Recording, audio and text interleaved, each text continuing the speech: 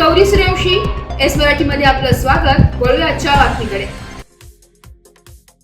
पांढुर्ली येथील अभिनव बालविकास मंदिर या शाळेमध्ये गुढीपाडवा उत्सव साजरा करण्यात आलाय. या प्रसंगी विद्यालयाच्या उपशिक्षिका श्रीमती सुनंदा हिरे यांनी सुंदर असे फलकाचं रेखाटन केलंय.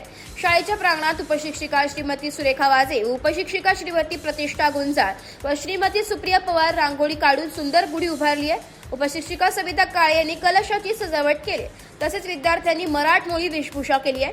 प्रथम पांढुर्ली विद्यालयाच्या सन्माननीय प्राचार्या तथा मुख्याध्यापिका श्रीमती सुनीता जगताप यांनी व विद्यालयाच्या ज्येष्ठ उपशिक्षिका श्रीमती अलका हिरे, श्रीमती सावित्री वाजे, श्रीमती योगिता देशमुख यांनी गुढीचे व शुभ कलशाचे पूजन केले. यावेळी विद्यालयाच्या सन्माननीय मुख्याध्यापिका श्रीमती सुनीता जगताप यांनी गुढीपाडवा सणाचे महत्त्व सांगितले.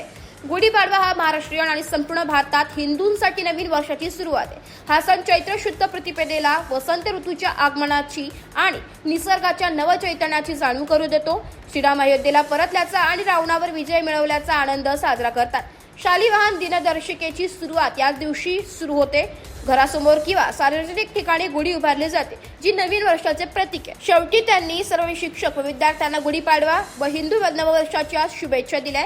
यावेळी अभिनव बालविकासाच्या मदतनीस श्रीमती पूजा ढोकणे सर्व विद्यार्थी उपस्थित होते. Bureau report, S Marathi news, पांढुर्ली.